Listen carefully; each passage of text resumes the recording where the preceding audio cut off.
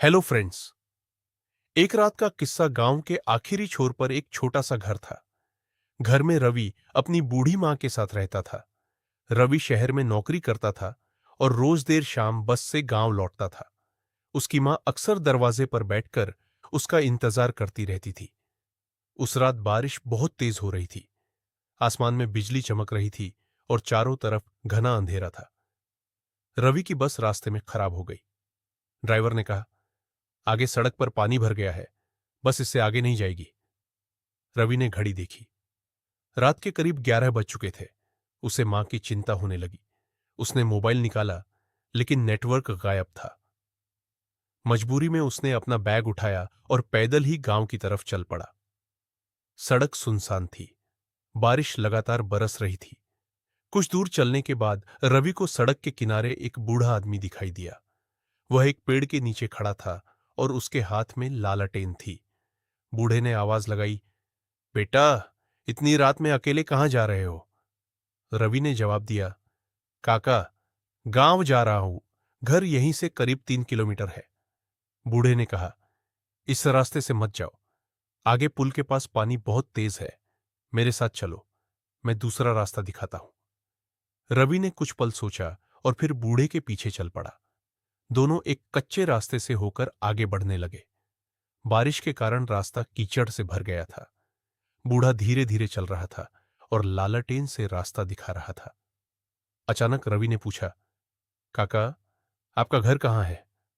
बूढ़े ने बिना पीछे देखे कहा, बस थोड़ी दूर। कुछ देर बाद वे एक पुराने मकान के सामने पहुंचे। मकान देखकर रवि हैरान रह गया। उसकी दीवारें टूटी हुई थीं और दरवाजा आधा खुला था। बूढ़े ने कहा, बारिश बहुत तेज है, थोड़ी देर यहां रुक जाओ। रवि अंदर चला गया। कमरे में एक पुरानी चारपाई, लकड़ी की मेज और दीवार पर एक पुरानी तस्वीर लगी थी। रवि की नजर तस्वीर पर पड़ी तो वह अचानक चौंक गया। तस्वीर में वही बूढ़ा आदमी खड़ा था, लेकिन तस्वीर के नीचे तारीख लिखी थी, 1998। रवि ने घबराकर पीछे देखा। बूढ़ा वहां नहीं था। काका, रवि ने आवाज लगाई। कोई जवाब नहीं आया। तभी कमरे के दूसरे कोने से धीमी आवाज आई, बेटा। रवि डरते हुए उस तरफ बढ़ा। वहां एक पुराना रेडियो रखा था। रेडियो अपने आप चल रहा था। उसमें से आवाज आ रही थी, आज रात नदी में आई बाढ़ में कई लोग लापता हो गए हैं। रवि के हाथ पांव ठंडे पड़ गए। तभी बाहर किसी के दौड़ने की आवाज आई। वह दरवाजे तक गया। बाहर वही बूढ़ा आदमी खड़ा था। रवि ने कांपते हुए पूछा, काका, ये तस्वीर इतनी पुरानी क्यों है? बूढ़ा मुस्कुराया और बोला, कुछ रास्ते समय से नहीं बदलते बेटा। रवि कुछ समझ नहीं पाया। बूढ़े ने उसकी तरफ देखा और कहा, तुम्हारी मां तुम्हारा इंतजार कर रही है, घर जाओ। लेकिन आप मेरे साथ चलिए। बूढ़े ने सिर हिलाया, मैं अब नहीं जा सकता। इतना कहते ही तेज बिजली चमकी।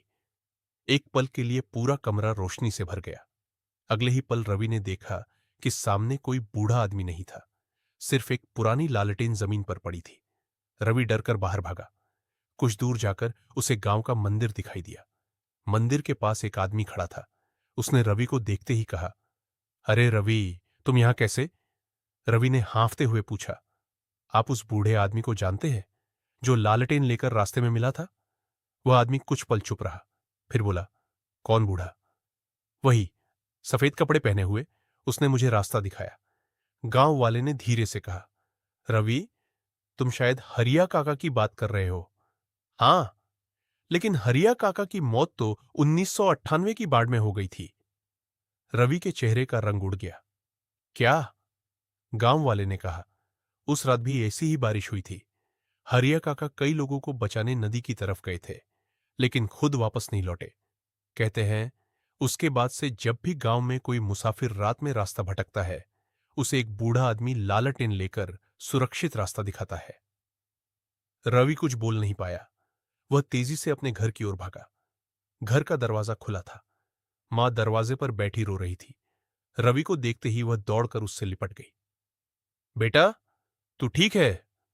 रवि ने मां को कसकर पकड़ लिया। उस रात उसने पहली बार महसूस किया कि घर लौटना सिर्फ एक जगह पर वापस आना नहीं होता। कभी कभी कोई अनजान इंसान भी आपको घर तक पहुंचाने के लिए अपनी पूरी जिंदगी से आगे निकलकर इंतजार करता है। सुबह जब बारिश रुकी, रवि अपनी मां के साथ उसी रास्ते पर गया जहां वह बूढ़ा मिला था। वहां मिट्टी पर एक पुरानी लालटेन पड़ी थी। रवि ने उसे उठाया। लालटेन के नीचे एक छोटी सी लकड़ी की पट्टी लगी थी। उस पर लिखा था, जिसे घर की चिंता हो उसे रास्ता कभी अकेला नहीं छोड़ता। रवि की आंखों में आंसू आ गए। उसने लालटेन वहीं रख दी और मन ही मन कहा, धन्यवाद हरिया काका। उसके बाद रवि जब भी रात में उस रास्ते से गुजरता, उसे दूर कहीं एक छोटी सी रोशनी दिखाई देती। लेकिन अब उसे डर नहीं लगता था, क्योंकि वह जान चुका था कुछ परछाइयां डराने नहीं, बचाने आती है।